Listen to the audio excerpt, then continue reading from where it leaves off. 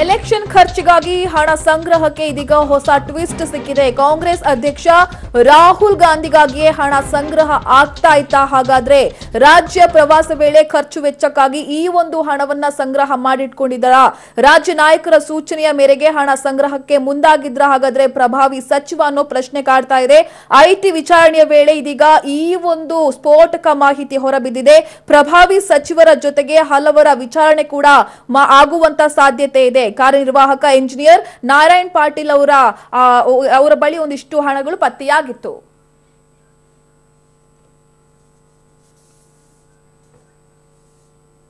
ಇತ ಅಧಿಕಾರಿಗಳ ಮೂಲಕ ಚುನಾವಣಾ ಖರ್ಚಿಗೆ ಹಣ ಸಂಗ್ರಹ ಮಾಡಲಾಗ್ತಾ ಇದ್ದು ಇದು 10% ಸರ್ಕಾರ ಅಲ್ಲ 20% ಸರ್ಕಾರ ಅಂತ ಬಿಜೆಪಿ ಆರೋಪಿಸಿದೆ.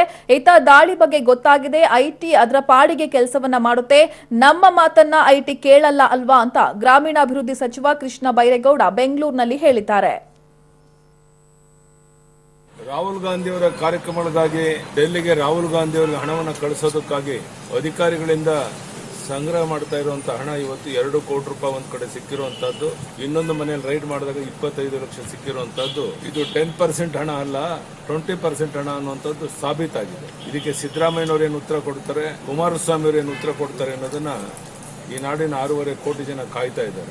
ಮೋದಿ ಅವರು ಹೇಳಿದ್ರು ಇದು 10% ಸರ್ಕಾರ ಅಂತ. ಇದು 10% ಸರ್ಕಾರ ಅಲ್ಲ 20% ಸರ್ಕಾರ ಅನ್ನೋದನ್ನ ಸಾಬೀತು ಮಾಡಿರೋದೇ ಈ ಉದಾಹರಣೆ. 2 ಪಕ್ಷಗಳು ಸೇರಿ ನಡೆಸ್ತಾ ಇರ್ತಕ್ಕಂಥ ಸರ್ಕಾರ ಇದಾಗಿರೋದ್ರಿಂದ 10+10 ಸರ್ಕಾರ, ಇದು 20% ಕಮಿಷನ್ ಸರ್ಕಾರ. ನಾವು ಕೃಷ್ಣ ಬೈರೇಗೌಡ ಅವರಿಗೆ ತಲುಪಿಸೋದಕ್ಕೋಸ್ಕರವಾಗಿ ಈ ಹಣವನ್ನ ನಾವು ಸಂಗ್ರಹಿಸಿದ್ವಿ ಅಂತ ಹೇಳಿ ಸಿಕ್ಕಿಬಿದ್ದಂತ ವ್ಯಕ್ತಿನೇ ಹೇಳಿದ್ದಾರೆ. ಕೂಡಲೇ ನೈತಿಕ ಹೊಣೆ ಹೊತ್ತು ಕೃಷ್ಣ ಬೈರೇಗೌಡ ಅವರು ರಾಜೀನಾಮೆಯನ್ನ ಕೊಡಬೇಕು ತಮ್ಮ ಸಚಿವ ಸ್ಥಾನಕ್ಕೆ ಅಂತ ಹೇಳಿ ಬಿಜೆಪಿ ಆಗ್ರಹ ಪಡಿಸುತ್ತೆ. ಮಾನ್ಯ ಯಡಿಯೂರಪ್ಪನವರು ಹಿರಿಯರು, ಬಹುಶಃ ಅವರಿಗೆ ಇಂತಹದ್ದು ಮಾಡಿ ಮಾಡಿ ಅಭ್ಯಾಸ ಇದೆ ಅಂತ ಕಾಣುತ್ತೆ. ಅಭ್ಯಾಸದ ಹಿನ್ನೆಲೆಯಲ್ಲಿ ಅವರು ಹೇಳ್ತಾ ಇದ್ದಾರೆ.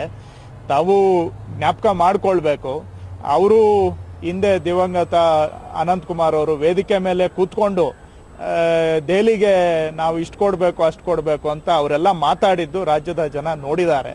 ಬಹುಶಃ ಆ ಅನುಭವದ ಹಿನ್ನೆಲೆಯಲ್ಲಿ ಅವರು ಹೇಳ್ತಾ ಇರ್ಬೋದು. ಆದರೆ ನಮ್ಮಲ್ಲಿ ಯಾವುದು ಆ ರೀತಿ ಸಂಸ್ಕೃತಿ ಇಲ್ಲ. ಇದನ್ನ ಸುಮ್ಮನೆ ರಾಜಕೀಯ ಲಾಭಕ್ಕೆ ಬಳಸ್ಕೋಬೇಕು ಅಂದ್ರೆ ಅದ್ರ ಬಗ್ಗೆ ನಂದೇನು ಪ್ರತಿಕ್ರಿಯೆ ಇಲ್ಲ. ಆದರೆ ವಾಸ್ತವಕ್ಕೆ ಹತ್ತಿರ ಇರುವಂತ ವಿಚಾರ ಅಲ್ಲ, ಅವೆಲ್ಲ ಸುಳ್ಳು.